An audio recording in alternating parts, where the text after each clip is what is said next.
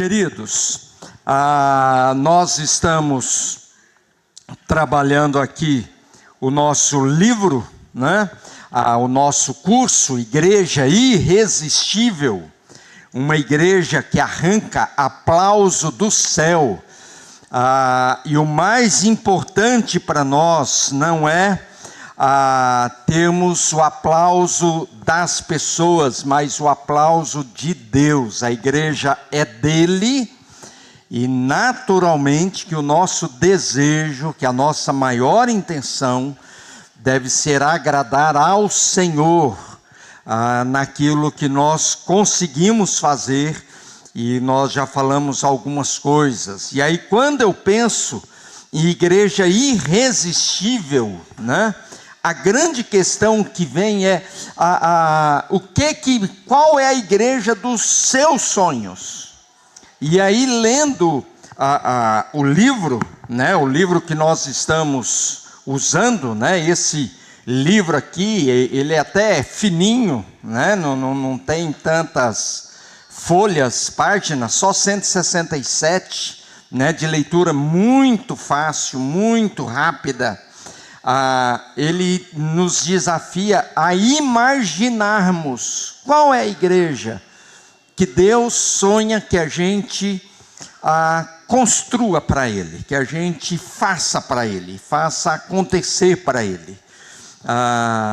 E aí eu fiquei pensando, né, qual é a igreja que eu imagino ser a igreja perfeita, né? Eu sei que a gente nunca vai ser igreja perfeita. Esquece a questão da perfeição.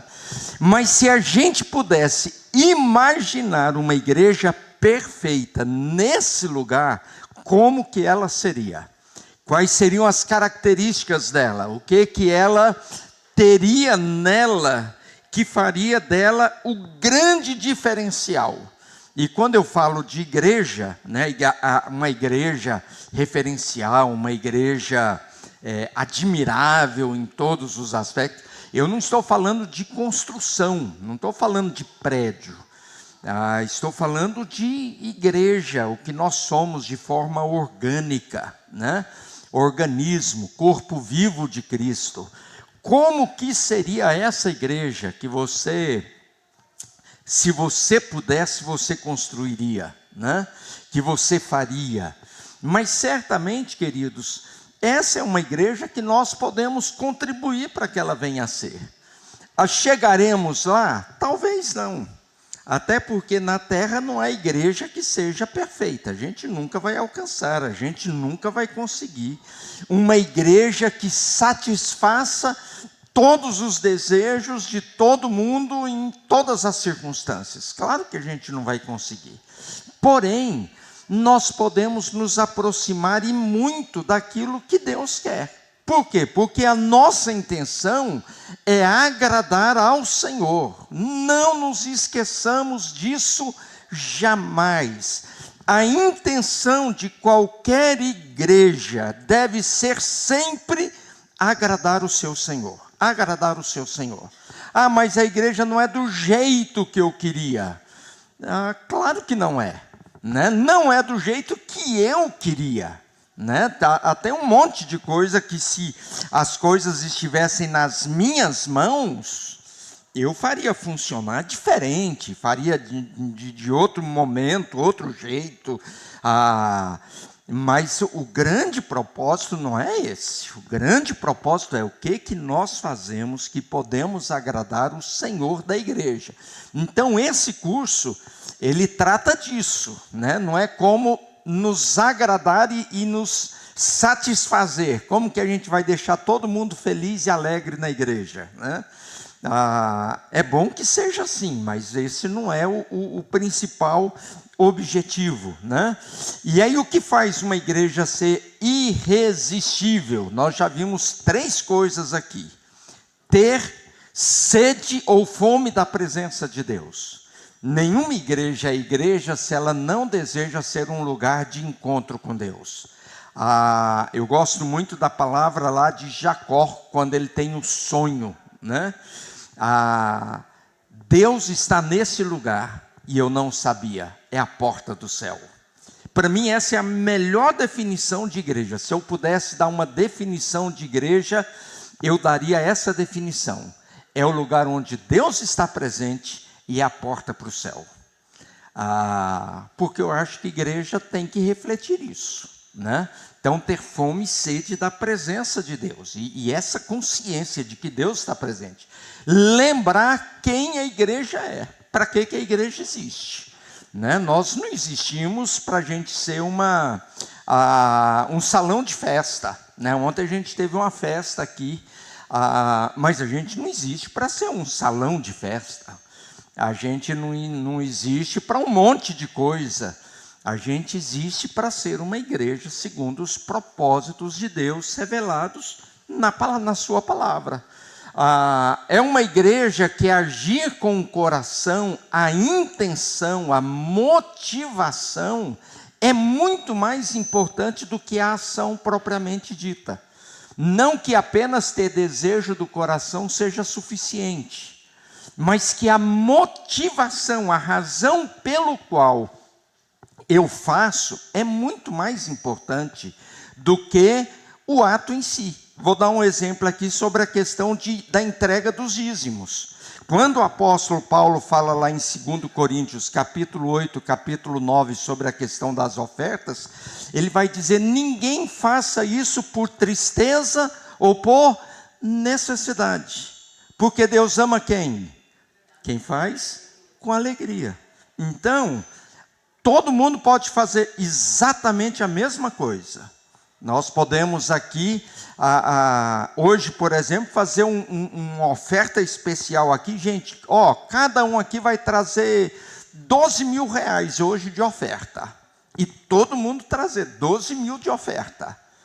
Agora, vai ter gente que Deus vai dizer: que legal. E Deus vai olhar para outros e dizer: nada a ver. Né? Por quê?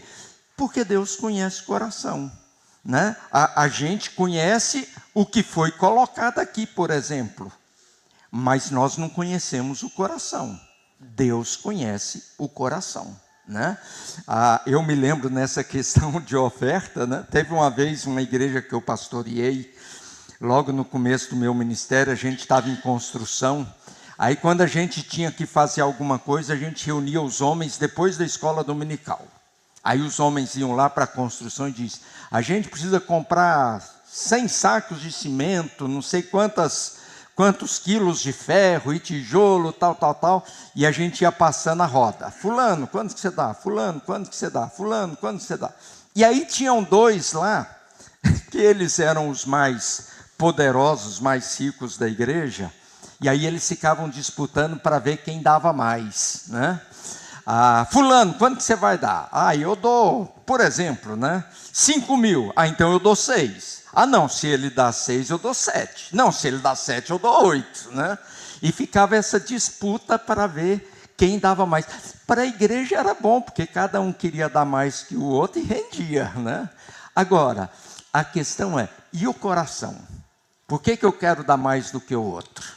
Não é só para dizer que eu posso mais, ou realmente é a forma que eu posso oferecer com alegria daquilo que eu tenho condições de dar.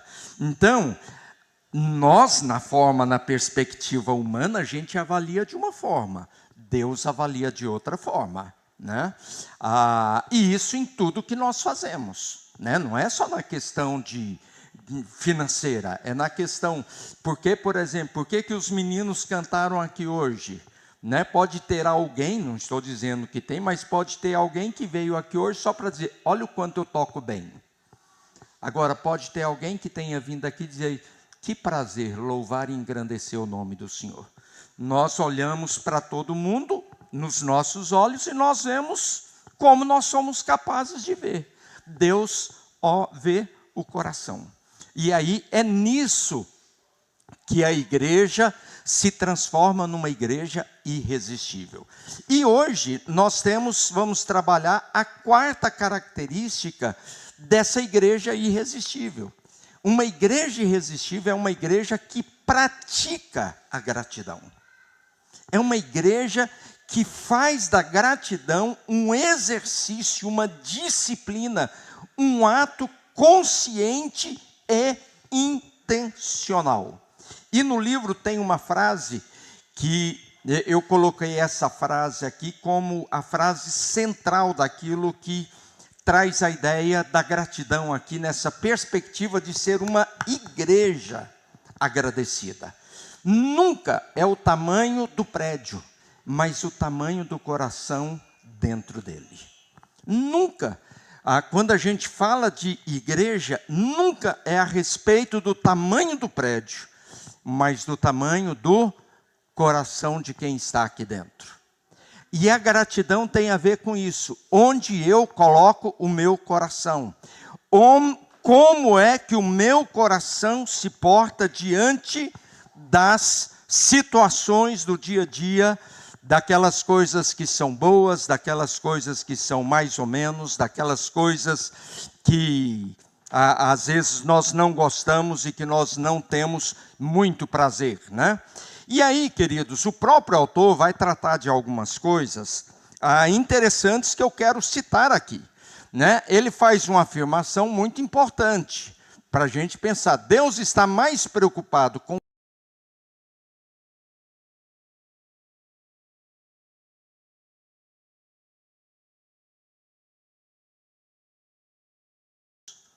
a gratidão, queridos, é aquela consciência que nós temos daquilo que o irmão Gilmar colocou aqui hoje pela manhã, antes de nós começarmos a cantar. Eu sei que Deus é o meu pastor, e eu posso até ter falta das coisas, mas nele, de nada terei falta. A minha atitude muda, por quê? Por causa da minha confiança em Deus. Se a minha confiança está nele, o meu coração é capaz de ser grato, porque as coisas não estão caminhando bem. Mas eu posso confiar no Senhor. Eu sei que Ele está no controle. Eu não tenho controle, mas o Senhor tem. E aí eu posso descansar nele. E o meu coração se torna grato, agradecido, cheio de gratidão por causa da minha confiança. A minha gratidão é um reflexo que declara essa confiança de que o meu futuro, o futuro da igreja, o nosso futuro, está nas mãos do Senhor. O nosso futuro está nas mãos do Senhor. O ano passado eu usei para minha vida pessoal, o Salmo 16, que diz isso, né? O meu futuro está nas mãos do Senhor. Esse ano eu escolhi o Salmo 31 para ser o meu salmo, e ele vai dizer a mesma coisa: a minha confiança no futuro está em Deus. Mas essa confiança, Deus sabe o que vai acontecer, e eu posso descansar.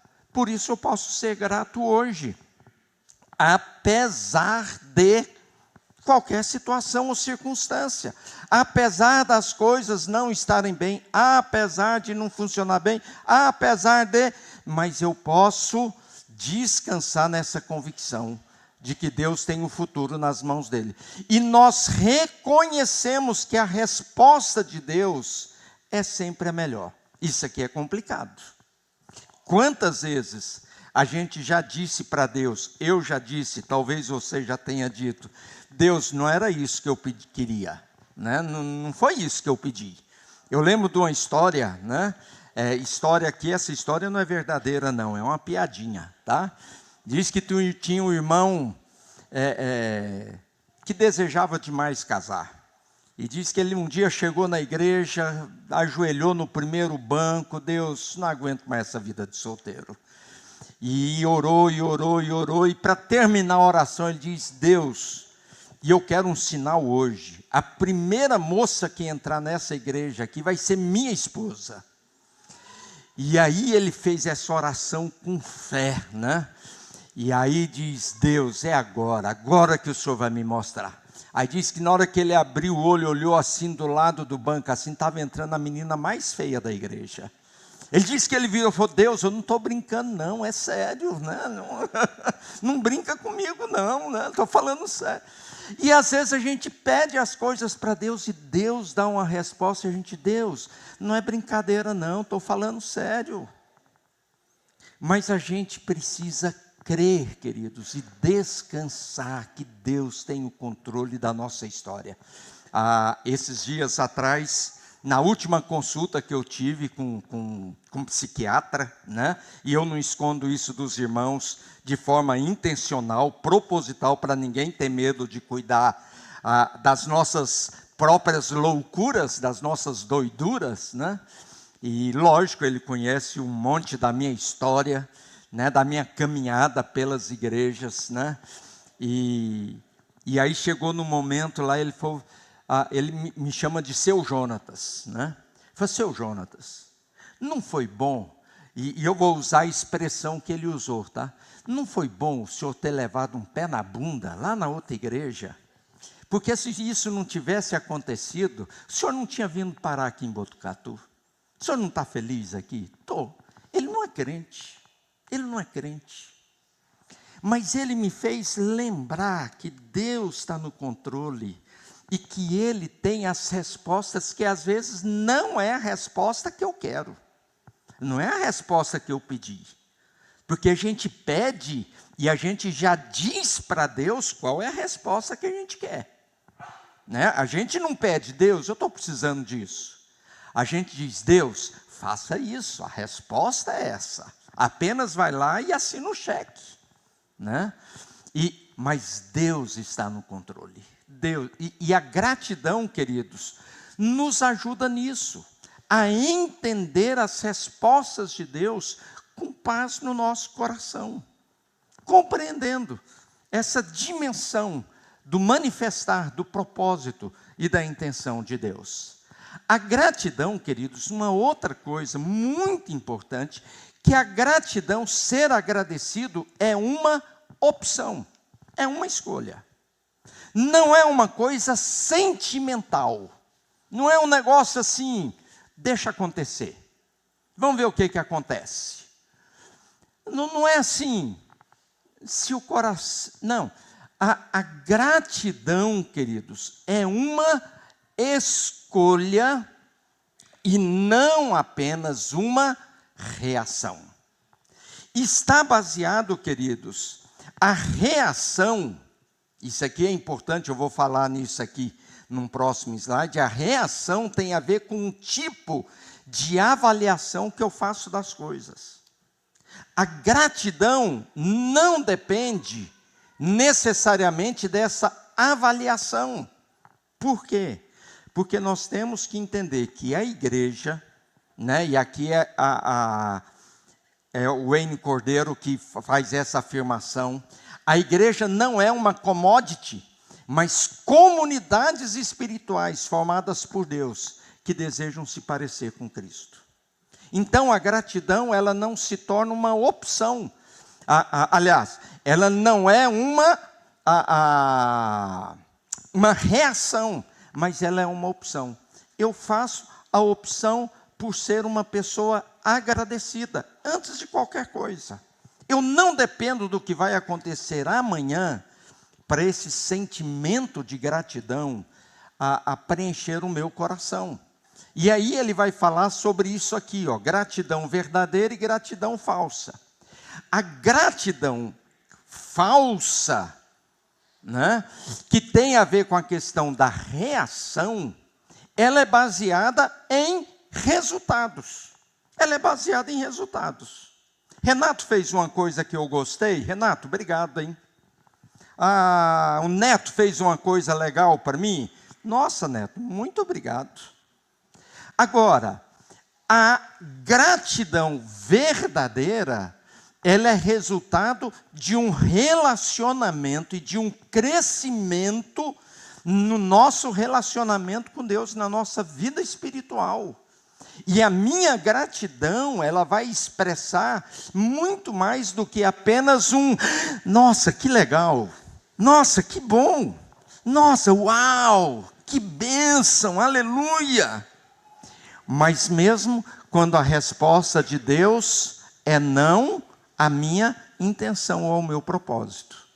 Por quê? Porque a gratidão, ela está inserida na minha alma de tal forma que mesmo nos momentos, nas situações mais complicadas, a gratidão vai ser expressa de forma verdadeira, até em circunstâncias adversas, independente das situações, porque ela é fruto da minha confiança, da minha dependência de Deus, e sem fé é impossível agradecer a Deus. E a palavra agradecer não, agradar a Deus. E a palavra agradecer, ela está muito próxima a agradar, né? A gratidão expressa esse sentimento de querer agradar no sentido de resultado,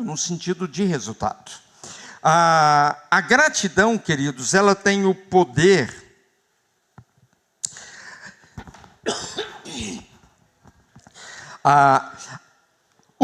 da gente descansar em Deus. E aqui ele traz um exemplo lá da igreja dele, que a gente está vivendo agora, que é o exemplo do nosso prédio. A gente está usando aqui. A gente não tinha planejado estar aqui embaixo. E ele, quando ele começou essa igreja lá, que hoje ele pastoreia, lá no Havaí, ele disse que o grande sonho dele era ter a sede própria da igreja. Era construir o prédio da igreja. Eles se reúnem num prédio, até hoje, num prédio da universidade, um salão da universidade lá, e lá funciona a igreja. Mas eles não têm prédio próprio. E ele falou que o grande problema lá é a questão do preço, né, de imóvel no Havaí. É uma ilha, e as coisas lá são caras, tudo lá é muito caro, né? E aí ele disse assim, que por muito tempo, ele insistiu, e ele disse que ele pede até hoje a Deus por uma sede, por um lugar, mas por muito tempo ele insistiu com Deus: nós precisamos de um prédio, nós precisamos de um prédio, nós precisamos de um prédio. Mas com o tempo, ele descobriu que Deus não queria dar prédio para eles. E o que aconteceu com isso? A igreja descobriu outras formas de crescer. Ao invés de ter um prédio grande num lugar, o que eles fizeram? Eles começaram a abrir igrejas em outros lugares. E hoje a igreja, né, tem, se eu não estou enganado, mais de 80 outros lugares. E a igreja tem milhares de membros. Ele diz: hoje eu entendo por que Deus não permitiu que a gente adquirisse uma área. Não é que Deus não poderia dar o prédio, o espaço para a gente, mas os milhões de dólares, ele diz que a área que eles queriam lá seria no mínimo 50 milhões de dólares. Ele diz, mas os milhões de dólares que a gente teria que usar só para adquirir a área, e depois mais milhões para construir, a gente abriu igreja num monte de lugar, e a gente investiu num monte de lugar. Então, ele usa esse exemplo para dizer: Deus está no controle, Deus está agindo, Deus está trabalhando do jeito dele. E eu aprendi a ser agradecido pelos não de Deus. E ele fala, inclusive, no capítulo, até mesmo das experiências pessoais, como um quase infarto que ele teve, né, um problema de coração que ele teve que fazer cirurgia, e o quanto isso depois resultou em bênção para a vida dele, né? Porque ele diz: a minha experiência com Deus depois é outra do que era antes, exatamente porque eu pude parar e ver e olhar a Deus agindo, Deus trabalhando através de tudo isso, né? Então é um grande desafio. Filipenses, qual é o critério para a gente ser grato? Se a gente não depende do que é, do resultado, quais são os critérios para a gente ser grato? E aí ele usa primeiro o texto de Filipenses 4:8, e que ele coloca os princípios e os valores que devem mover o nosso coração em direção à gratidão. Tudo aquilo que é verdadeiro, tudo que é nobre, tudo que é correto, tudo que é puro, tudo que é amável, tudo que é admirável, tudo que é excelente, tudo que é digno de louvor, seja isso que ocupe o vosso pensamento ou o vosso coração. E o desafio dele, para nós termos essa atitude de gratidão, é termos gratidão e enchemos o nosso coração de gratidão, não em coisas ou situações, mas naquilo que pode ser louvável na presença de Deus. E aí ele diz que, primeiro, a gratidão nos move do errado para o louvável, do negativo para o positivo. A gratidão nos conduz e abre os nossos olhos para a gente mover daquilo que é negativo, do que é errado, daquilo que é nebuloso, para aquilo que é nobre, verdadeiro, aquilo que enaltece não apenas a glória de Deus, mas que destaca princípios e valores das Escrituras. A gente deixa de ter gratidão pelas coisas que a gente sabe que não agradam a Deus, para sermos gratos por aquilo que a gente sabe que vem do coração de Deus. A nossa gratidão não é por um negócio bem sucedido apenas, mas é por um negócio bem sucedido em que eu fui íntegro diante de Deus e posso estar em paz na presença dele, porque eu fui íntegro naquilo. Não foi um negócio que eu levei vantagem, mas trapaceando, passando os outros para trás e assim por diante. Então tem a ver com isso. Então a gratidão é um caminho em que muda o foco do nosso coração para aquilo que nasce no coração do próprio Deus. E aí ele vai falar sobre a questão de enxergar a vida com uma paleta de cores de gratidão. As mulheres que gostam dessa história de paleta de cor, quando a gente tem encontro da família, especialmente a família da Edileia, é uma história de qual será a paleta de cor. A homaiada da família fica doida com esse negócio, porque haja paleta, e é tanta cor, gente, que mulher inventa de última hora, tudo invenção de mulher, Essas cores não existem, mas elas conseguem enxergar diferenças inexistentes, mas tudo bem. Mas o que isso tem a ver com a gente? Tem a ver, queridos, que a vida depende muito de como a gente enxerga as coisas. E aí eu nunca tinha visto esse texto de Mateus 6 nessa perspectiva. E eu achei interessante como ele colocou. E eu nunca tinha entendido, quando os olhos são bons, todo o corpo se enche de luz. Tudo bem, aqui é fácil entender. Mas isso aqui, se a luz que há em vocês é, na verdade, escuridão, como é profunda essa escuridão? Eu sempre tive dificuldade em entender essa afirmação de Jesus. A afirmação é de Jesus, Se a luz que há em vocês é, na verdade, escuridão, como é profunda essa escuridão? Como que a luz é escuridão? E se tem luz, se tem escuridão, na verdade Jesus diz, é tudo escuridão. A luz não existe. Tem a ver, queridos, como a gente enxerga a vida, tem a ver como o nosso coração está. Tem a ver que em determinadas situações ou circunstâncias, a gente percebe a vida tão cinza. E quem já passou por um processo de depressão, por exemplo, uma das formas que a gente define a depressão é exatamente, não tem nada colorido, não tem nada com cor, tudo é cinza, tudo é cinza.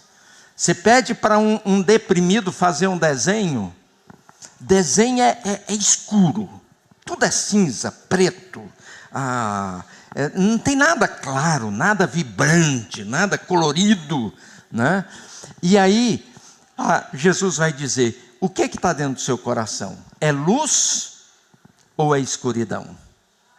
Agora prestem atenção, trevas existem? A treva existe? Não.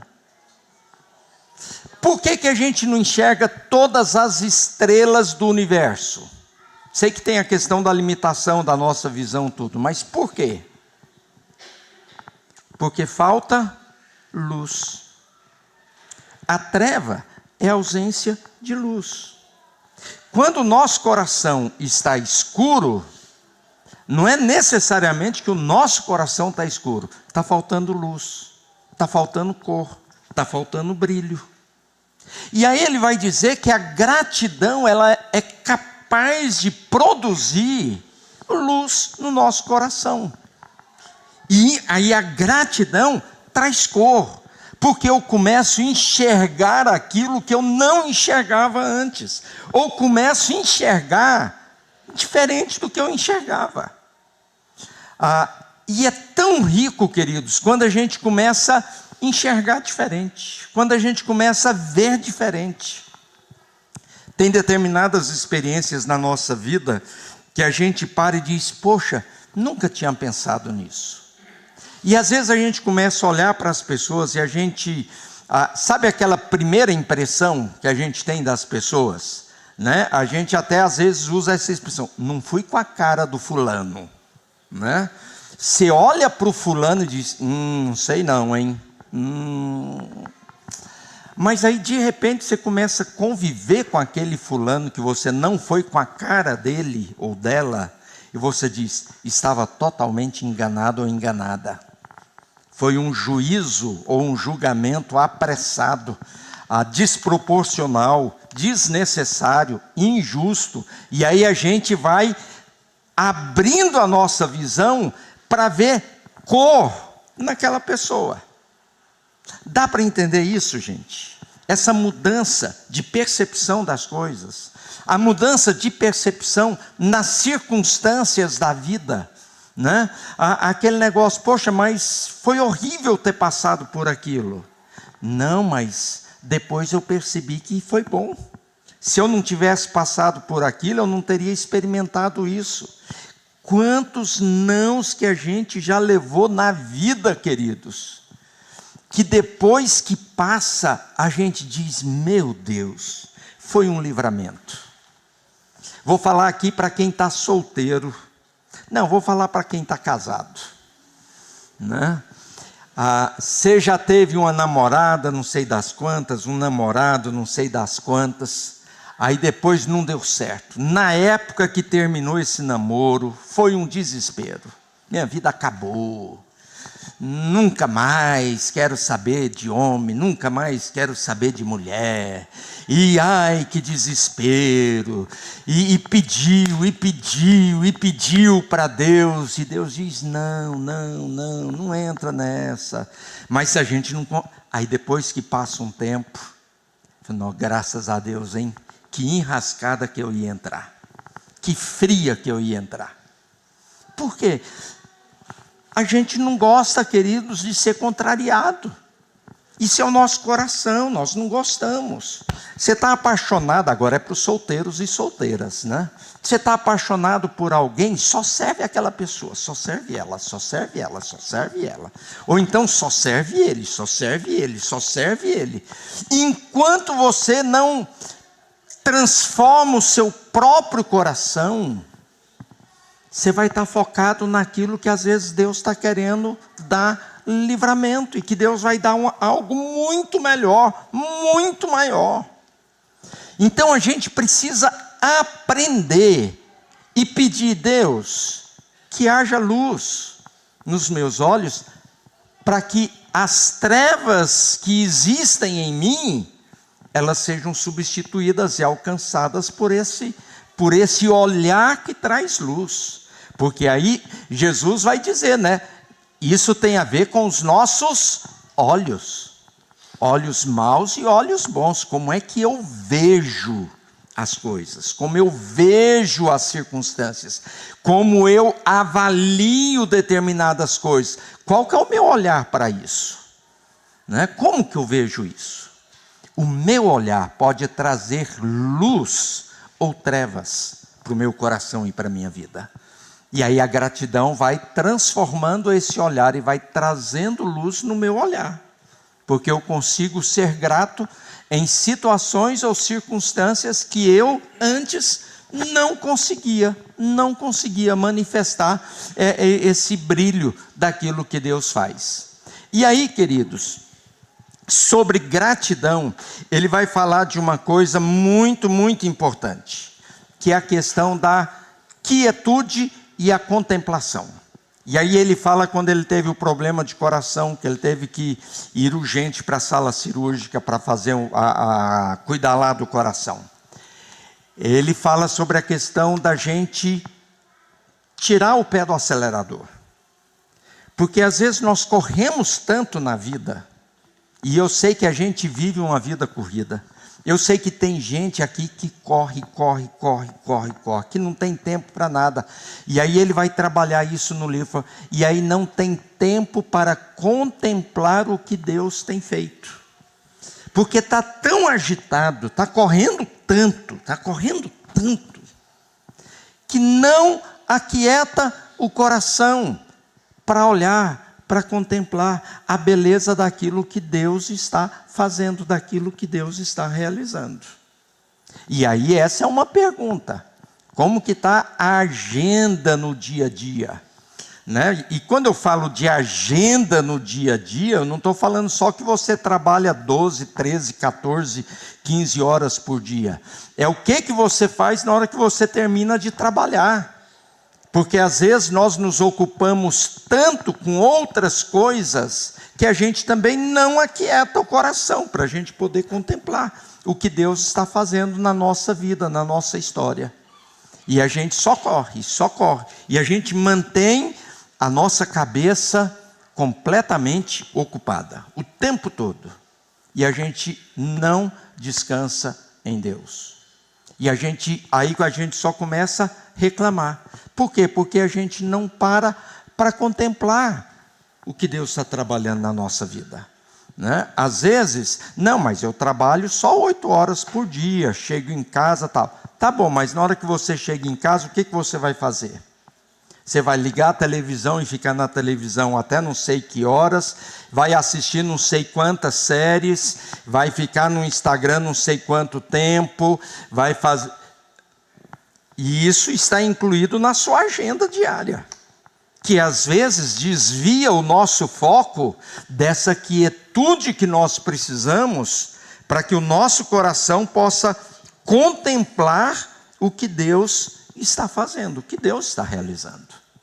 Gente, nós precisamos aprender com Davi, por exemplo. Salmo 37. Entrega o seu caminho ao Senhor, confia nele e o mais ele fará. Espera pelo Senhor. Salmo 46:10. Aquietai-vos e sabei que eu sou Deus. A gente tem dificuldade de entender isso.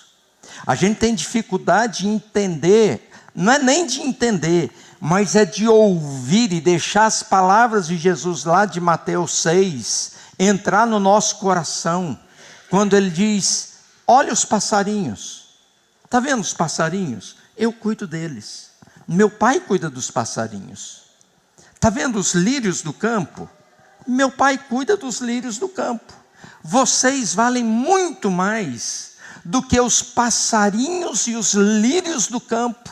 Você acha que o meu pai não vai cuidar de vocês? E a gente vive ansioso, e a gente vive preocupado, e a gente esquece dessas promessas de Deus, de que a gente pode descansar. E isso tem a ver com atitude, queridos. Não é que a gente vai cruzar os braços, tá bom, então não vou fazer mais nada agora para frente. Não é isso que Jesus está ensinando. E todo mundo sabe que não é isso que Jesus está ensinando. Né?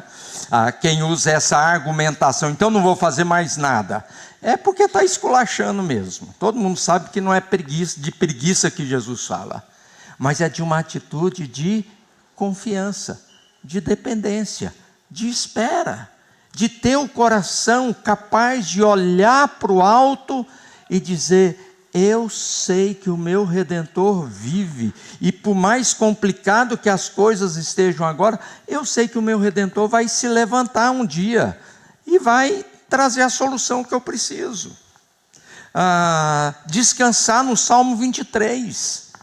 Ele é o meu pastor. Ainda que eu esteja lá no vale da sombra da morte, ou seja, a sombra da morte já está me alcançando, a morte não chegou, mas a sombra já.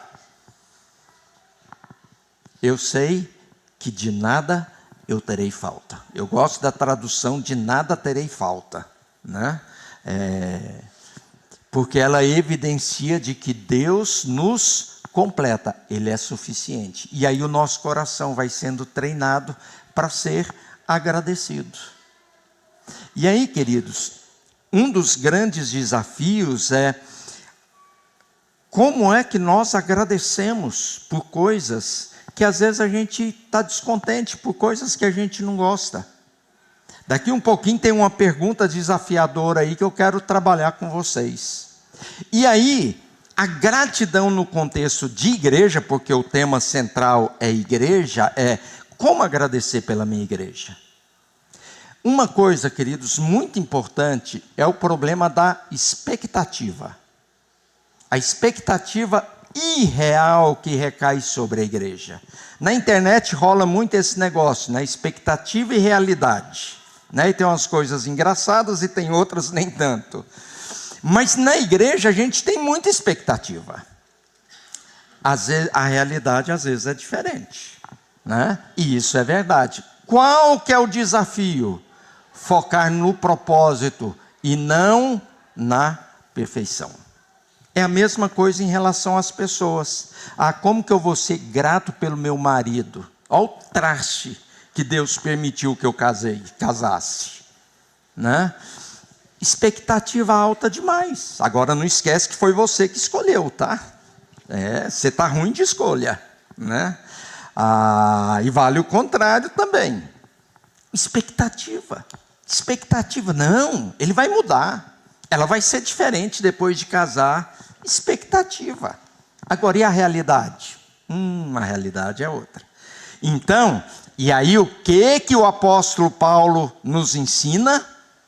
Eu aprendi a viver contente em toda e qualquer situação. Não é a situação que conduz o meu coração, é o meu coração que é conduzido por Deus, apesar da situação, apesar da expectativa frustrada. Dá para entender isso, gente? Dá para perceber que o que na gratidão, o que define a nossa atitude é o nosso coração e não a circunstância. A circunstância nos entristece? Claro, e aí tem a ver com isso, né? Eu não sou, depois eu falo aqui, né?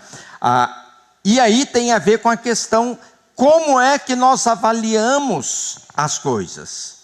E aí a avaliação verdadeira, ela não tem a ver com a questão de preferência, mas tem a ver com a questão de propósito, alinhamento com a vontade de Deus. Qual é a vontade de Deus? Uma igreja irresistível é uma igreja que agrada a Deus. Eu estou alinhado com essa intenção de Deus, com aquilo que agrada a Deus, ou eu estou alinhado só comigo mesmo?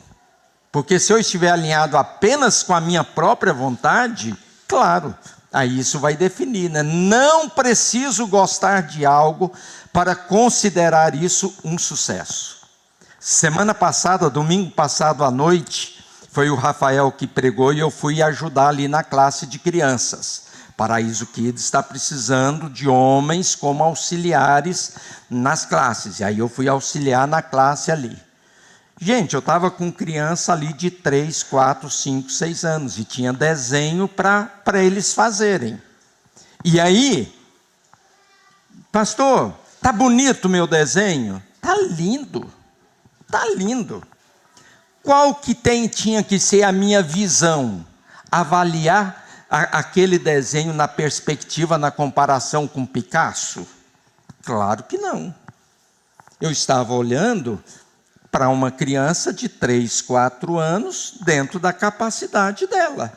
Estava lindo o desenho, por causa da idade, por causa da capacidade, por causa da habilidade que ela tinha, mas não na perspectiva de um adulto que gosta de pintar quadros.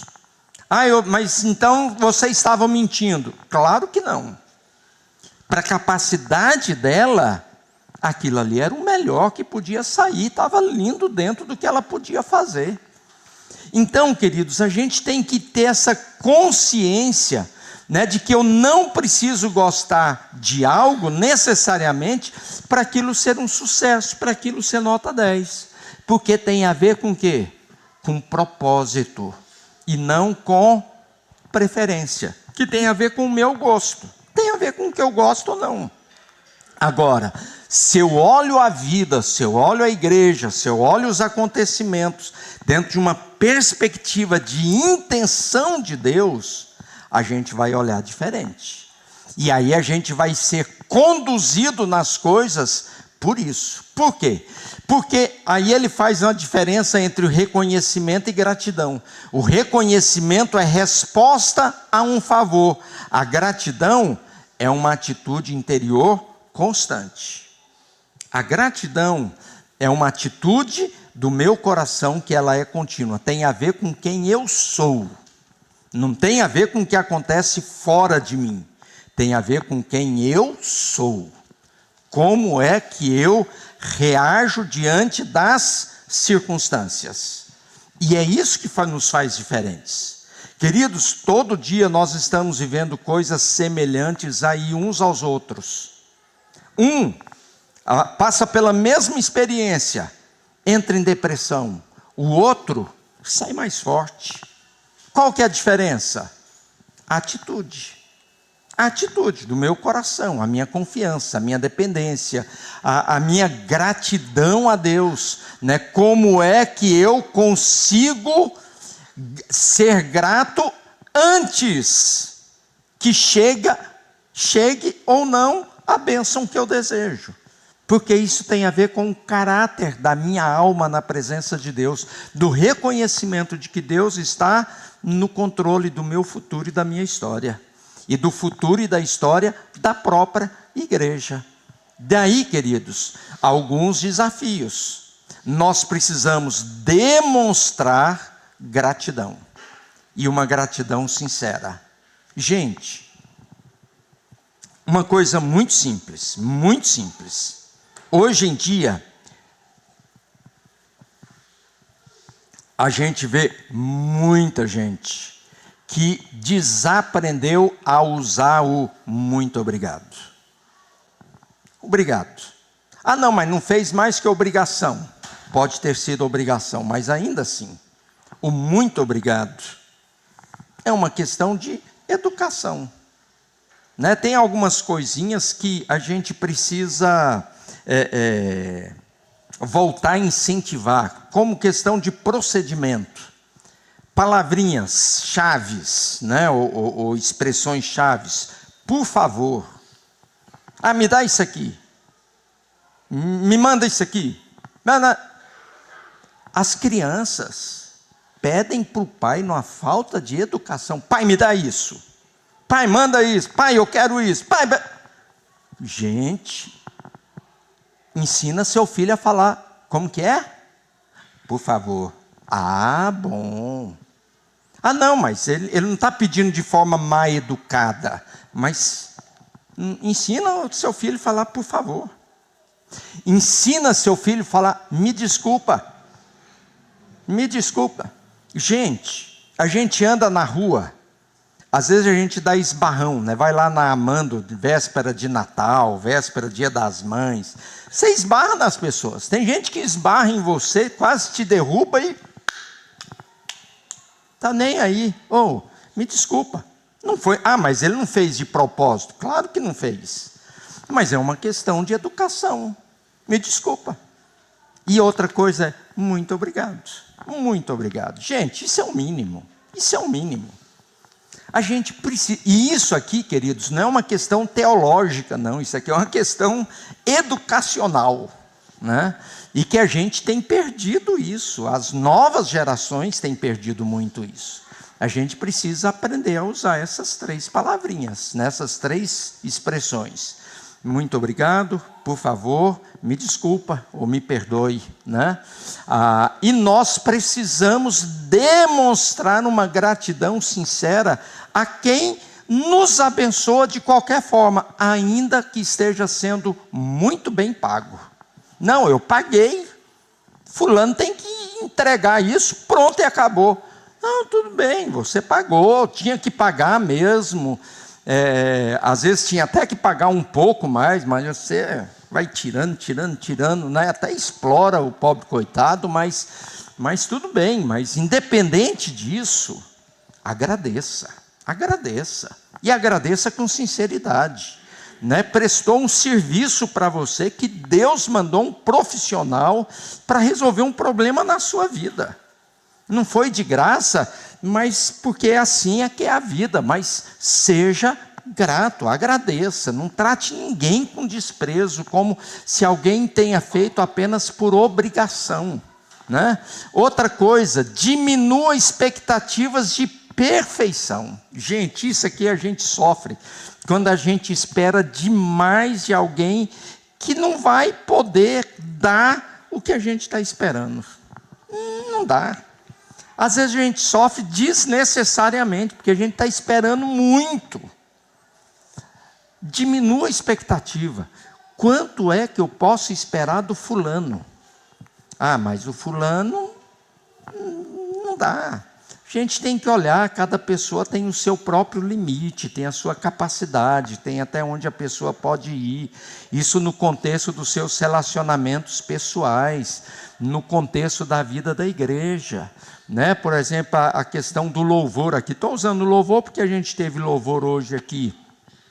Não dá para a gente esperar dos nossos grupos de louvor aqui da igreja, do coral da igreja, como se fosse lá a equipe de louvor no Hillsong, lá de Sydney. Não dá para a gente esperar isso. A expectativa é elevada demais. Significa que aqui é ruim? Não, significa que não é como lá. Mas é diferente. Né? A gente faz transmissão pela internet. Nossa, mas a imagem, nossa, mas o som. Tem igrejas que são profissionais, não dá para a gente esperar a mesma coisa. Então, a gente precisa, às vezes, diminuir um pouco a expectativa. Ah, mas meu marido... e aí entra aquela questão da comparação, né? Mas o marido da fulano, a mulher do Beltrano, ou o pastor da igreja tal, ou a igreja tal, a gente precisa equilibrar isso aqui. Né? E a gente tem que ver, queridos, conscientizar de que Deus usa as pessoas nas suas próprias diferenças. E às vezes a gente tem dificuldade com isso. A gente entende que cada pessoa é útil e é usada por Deus no contexto da necessidade, daquela necessidade. E a gente não tem, claro, o melhor do mundo. E a gente tem que entender que as pessoas são úteis quando são usadas por Deus. E quando eu tenho abertura no meu coração para entender que aquilo é o que Deus mandou para mim, é aquilo que eu preciso. E aquilo ali é a medida da minha, muitas vezes, da minha necessidade. E aí a gente não pode esquecer disso aqui, ó. Nunca é o tamanho do prédio, é o tamanho do coração. Nunca a gente está falando de grandeza de coisas, a gente está falando de grandeza de pessoas. E a gente está falando da grandeza do próprio coração, né? Do meu coração. Quando eu manifesto gratidão a Deus pelas coisas, ou gratidão às pessoas por alguma coisa que eu recebi, a pessoa grata, ela vai crescendo, o coração vai crescendo, o coração vai dilatando, né? O coração vai se tornando maior, e as coisas vão entrando no meu coração com uma luz que não existia antes. E aí, ao invés de Jesus dizer, e a luz que há nos seus olhos são trevas, e escuridão total, ele vai dizer, não, agora o que entra nos seus olhos, agora produz luz no coração, não é escuridão dentro. porque eu começo a enxergar na perspectiva de Deus, com um coração disposto à gratidão, né? E aí, queridos, ele usa ele termina o capítulo, né, falando de uma pessoa. Ele diz que todo domingo ele chora quando ele vai chegar na igreja, né? É uma igreja muito grande que tem vários cultos no domingo. E ele diz que as pessoas chegam na igreja às 5 da manhã, para começar a preparar o ambiente para o que vai acontecer. E ele diz que ele encontrou uma mulher lá que tem 5 anos, que ela serve na recepção, né? A recepção lá é diferente do que acontece aqui, né? A recepção lá envolve muito mais processos, são compromissos firmes das pessoas. Ele dizia: eu encontrei uma senhora lá que há 5 anos servia na recepção da igreja, né? E todo evento ela estava lá, né? E aí ele foi agradecer: fulana, muito obrigado por nos ajudar, por nos auxiliar, tal. E aí o que ele ouviu daquela mulher diz: pastor, eu é que preciso agradecer. E aí ela usou uma expressão riquíssima, né? Porque aqui é onde a minha alma encontra descanso. É onde a minha alma encontra descanso. E aí ele toma essa frase dessa mulher que diz: ela encontrou na gratidão o descanso que ela precisava para a alma dela. E a gratidão, queridos, vai produzir isso no nosso coração. O descanso que a gente precisa no meio das circunstâncias adversas, das dificuldades, das provações, das lutas, né? No meio disso tudo, a gente vai perceber o mover de Deus na nossa alma, trazendo paz, trazendo descanso, trazendo refrigério, para a gente poder enfrentar as lutas, as dificuldades, né, que a gente possui, claro, né? E aqui algumas perguntas para você pensar. Primeiro, que nota que você daria para a sua gratidão? De 1 a 10, aí só no seu coração. Você fala muito obrigado para todo mundo? Ou você tem mais a capacidade de murmurar, de reclamar, de falar mal, não reconhecer o valor dos outros, não reconhecer as pequenas coisas que alguém faz? Que nota que você dá para a sua atitude de gratidão? Segunda pergunta: o que Filipenses 4:8 ensina sobre gratidão? É quando Paulo fala lá: tudo que é nobre, tudo que é excelente, tudo que é bom, de boa fama, seja isso que ocupe o vosso pensamento.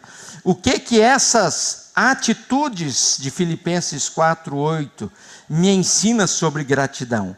Mais do que isso, que expressão daquelas eu estou precisando trabalhar mais para que o meu coração seja grato, né? Está faltando o quê? Nobreza.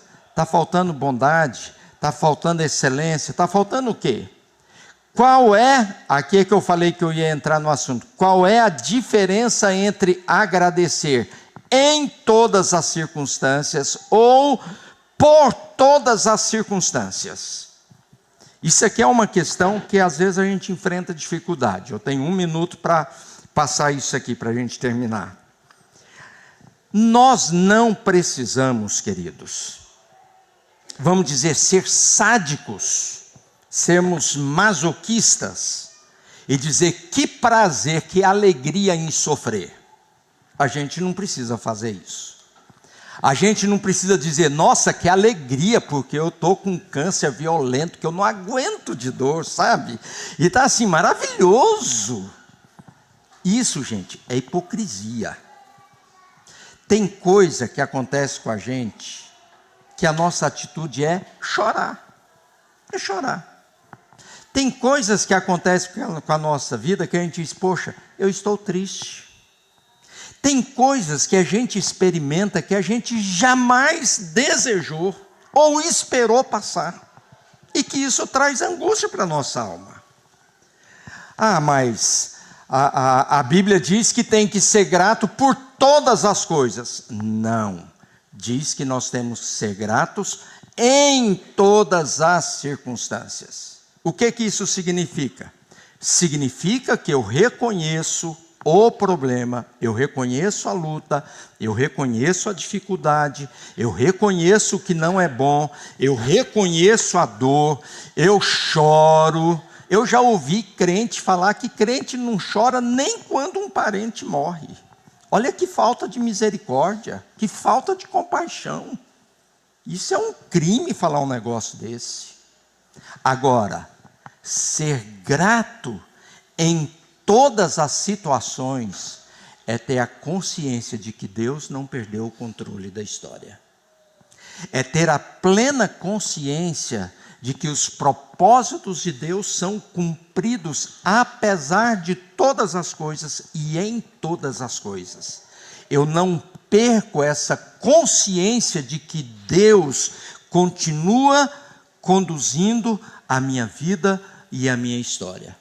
E eu sou grato por essa intervenção de Deus na minha história e a forma como Deus tem me sustentado, como Deus tem me ajudado, apesar de, Deus, está difícil, Deus está doendo, Deus está complicado, Deus, eu preciso, e não tem nenhum problema quanto a isso. Olha Jó, eu vejo muito crente falando que a gente não pode perguntar por que para Deus. Onde que está isso na Bíblia? Olha o livro de Jó. E lá o livro de Jó está cheio de dizer, Deus, por quê? Deus, por quê? Eu não entendo, por quê? Eu fiz, E aí o livro termina dizendo, e não encontrou em Jó pecado algum. Então, queridos, essa atitude de que a gente não reconhece as circunstâncias como às vezes circunstâncias difíceis, e a gente chora, e a gente lamenta por elas, e a gente diz, Deus, que triste, que difícil, eu não sei como fazer. Gente, isso tem a ver com uma humanidade cristã do Senhor Jesus, que chorou quando Lázaro morreu, que ficou angustiado até a morte lá no Getsemane, que vai para a cruz e pergunta, meu Deus, por que o Senhor me desamparou aqui? Por que o Senhor me deixou na cruz? Porque doía. Agora, jamais deixar de ter consciência de que Deus continua no controle da minha história, da história da humanidade. Essa é a grande diferença. Deu para entender, queridos, isso aí? Não ficou dúvida, não? Porque eu tenho muita preocupação com essa fantasia, né? E aí é uma fantasia de que se eu sou crente eu não posso ficar triste, se eu sou crente eu não posso chorar, se eu sou crente eu não posso lamentar. Não é bem assim. E isso tem provocado muita enfermidade de alma. Muita gente adoece por causa disso, porque não pode colocar para fora a dor que está sentindo. Por quê? Nossa, aí vão falar que eu não confio no Senhor, que eu não dependo dEle, que eu não creio, que eu não sei. Não, gente, são coisas distintas e diferentes, né? Já ouviu um não de Deus que depois fez sentido? São perguntas para você responder. Como avaliar pelo propósito, ao invés do resultado, ajuda a sermos mais gratos. Liste 5 motivos de gratidão pela sua igreja. Diminua a expectativa. Diminua a expectativa. O pregador dessa igreja não se chama Hernandes Dias Lopes, por exemplo, né? E um monte de coisa. Então diminua a sua expectativa, mas liste 5 motivos pelo qual você é grato por essa igreja. Gente, eu tenho muito mais do que 5. Eu tenho muitos, vocês não imaginam quantos, né? E que envolve inclusive vocês.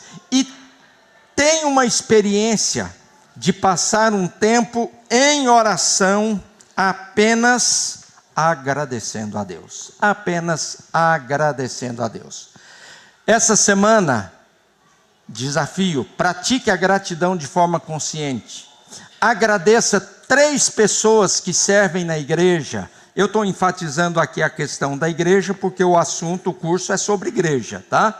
Mas pode ser lá no seu trabalho, pode ser na sua casa, pode ser na escola, pode ser na rua, pode ser em qualquer lugar. E agradeça de forma diferente, mas agradeça de forma intencional pelo menos 3 pessoas que abençoam sua vida.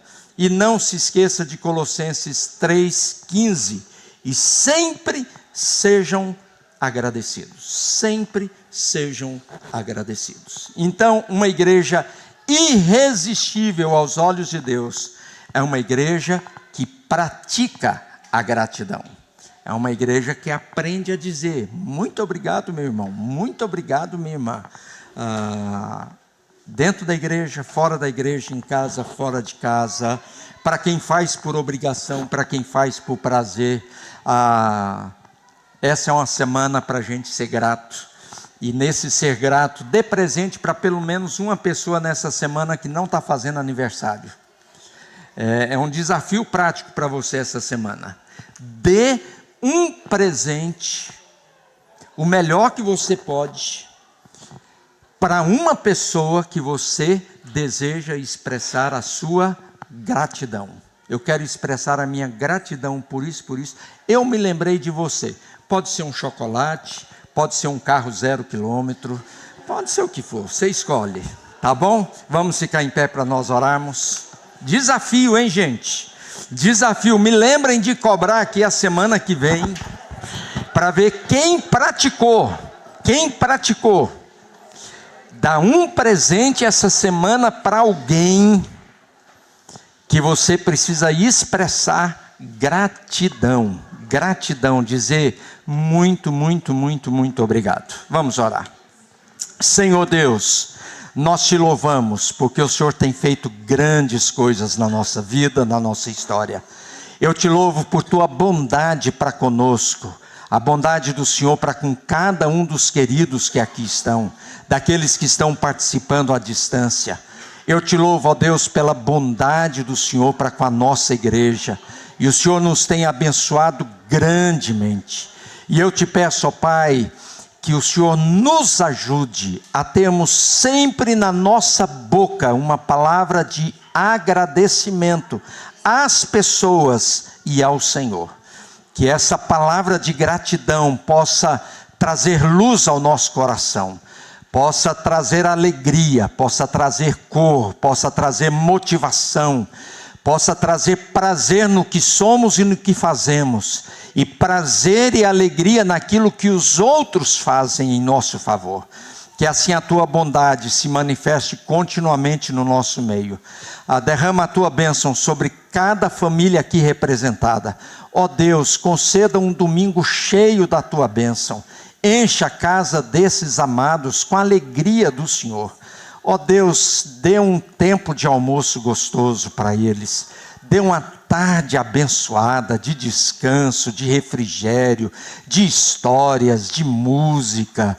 Prepara o nosso coração para hoje à noite, para a gente declarar em alto e bom som que Jesus ressuscitou e que o Senhor está no nosso meio e poderemos celebrar a ceia do Senhor juntos. E isso vai fortalecer a nossa fé e a nossa confiança. Muito obrigado por estarmos juntos. Muito obrigado pela vida de cada um dos meus irmãos aqui. No nome de Jesus. Amém, Senhor. Amém. Meus queridos, pelo menos 3 abraços aí antes de ir embora. Deus abençoe. Vão em paz. Que o seu dia seja assim. Muito, muito, muito, muito bom. Deus abençoe. Bom almoço, boa sobremesa.